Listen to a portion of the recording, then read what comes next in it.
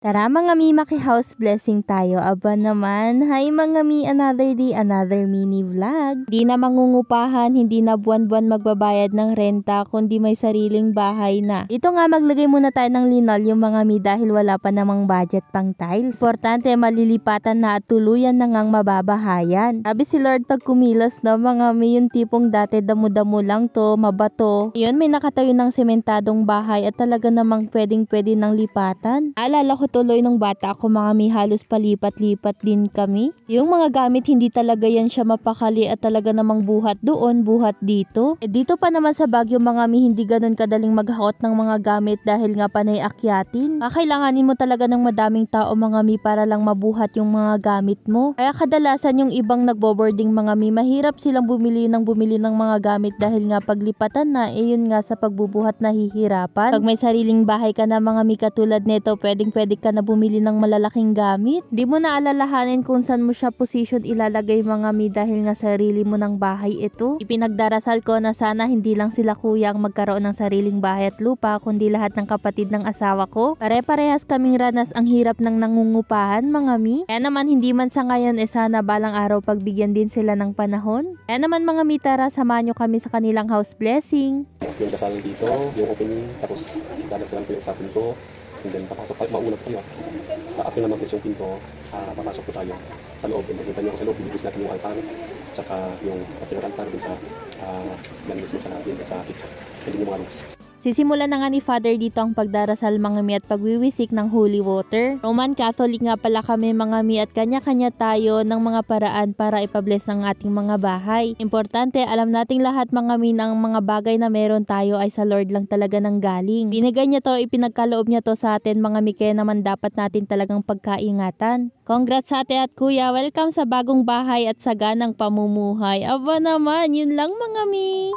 Walang anak ang hindi mahal ang mga magulang. Huy, hi mga mi, another day, another mini vlog. Birthday vlog naman nga po tayo mga mi at nung October 8 pa ito ganap. Birthday ito ni Papa at naisipan naming lumabas na lang mga mi at tumambay saglit dito sa my children's park. Konting food trip tapos chika-chika na din mga mi dahil madalang na lang nga namin gawin ito. Dahil nga may pamilya na kami ng kapatid ko, hindi na ganun kadalas na magkakasama kami nila mama, papa tapos kami ng kapatid ko. Parang ganitong may mga birthday na lang talaga kami nakakalabas na magkakasama. Buti na nga lang talaga mga minong araw na to, walang ulan at talaga namang maganda ang panahon na kapaglaro ng maayos itong mga bata dito. Weekdays nga rin ito mga mi, kaya naman wala din gaanong batang naglalaro at ako nakapag chillax din kahit papaano. Nagpapasalamat ako dito mga mi dahil syempre nadagdagan na naman ng isang taon ang buhay ni Papa. Alam nyo mga mi, maaga lang kaming nag-asawa ng kapatid ko pero yung responsibilidad namin bilang anak hindi namin yun nakakalimutan lalo na kapag nga may mga ganitong okasyon. Sagot na namin yan ng kapatid ko at hindi na namin pagagastusin sila mama at papa. Dito na lang namin isa-celebrate sa My Goodies Restaurant yung birthday ni Papa. Family dinner na din ganun. Pag magkakasama talaga kayo may kwela mga mi, may seryoso rin pero kahit papano masaya kasi nga sama-sama. Small family lang naman ang meron ako mga mi dahil dalawa lang naman kaming magkapatid. Pero kahit ganito binubuhos talaga namin ng kapatid ko yung saganang pagmamahal sa mga magulang namin. Di man ganun ka-perfect na kumbaga araw-araw masaya, may mga dumarating ding problema. Pero pag ang family nyo mga mi, ang Lord ang nasa gitna, nako hindi nagtatagal ang mga problema na yan. As in panandalian lang at kinabukasan okay na, kaya naman tuloy ang buhay. Kaming magkapatid, kung alam nyo lang madami kaming pangarap hindi lang para sa nabuo naming pamilya kundi kasama pa din si mama at papa. Ang kapatid ko nagnenegosyo ng ukay-ukay mga mi tapos ako naman yung mga pagkain. Hindi ganun kadali mga mi pero ang goal naming dalawa kahit papano makatulong pa rin sa mga magulang namin. Hindi ako nahihirapan lalo na't meron akong asawa na nakasuporta sa akin mga mi. Andyan siyang nakaalalay sa akin tapos siya na rin ang napagsasabihan ko ng mga problema ko. Sa totoo lang napaka-blessed ko ng tao mga mi na kung saan kahit papano kung ano yung gusto ng mga magulang ko minsan syempre na ibibigay na din. Naman sa papa ko, mahabang buhay papa, anos lang, magtatagumpay din kaming magkapatid at para sa inyo to.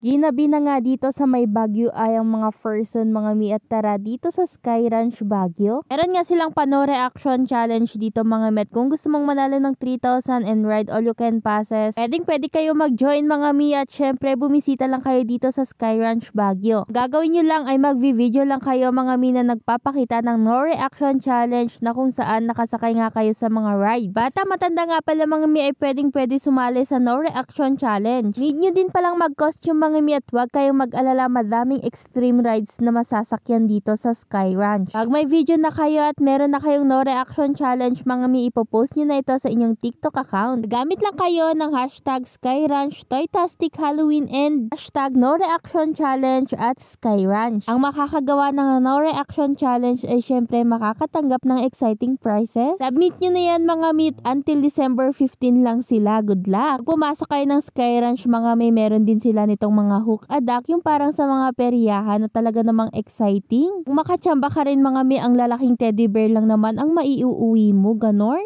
Huwag mo rin palampasin ang kanilang drop tower mga mi na talaga namang nakakapigil hininga. Nag-enjoy din ako dito sa Indianapolis na para bang natuto na talaga akong mag-drive mga mi. Kaso bitin lang siya dahil 3 minutes lang mga mi, kaya naman tinuloy na lang namin dito sa may funny bus. Di lang din naman ito paikot-ikot lang mga mi dahil meron yung time na talaga namang bibilis din siya. Pagkatapos namin sa lahat ng extreme rides dito mga mi, ginabi na talaga kami dito sa may Baguio ay. Sabi nasa tuktok na talaga kami mga mi at kitang-kita ng mga kumukuti-kutita. Kaya pag pumunta kayo dito, wag niyong palampasin na hindi sumakay dito sa may Baguio ay mga mi para naman kita ang buong Baguio, ganon. Meron din silang malinis na CR dito mga mi at meron isang food stall. Paano mga mi, ulitin ko lang ha, deadline sa December 15, 2025 ang no reaction challenge. Gamit lang kayo ng hashtag Sky Ranch Toytastic Halloween and hashtag no reaction challenge at Sky Ranch. Good luck!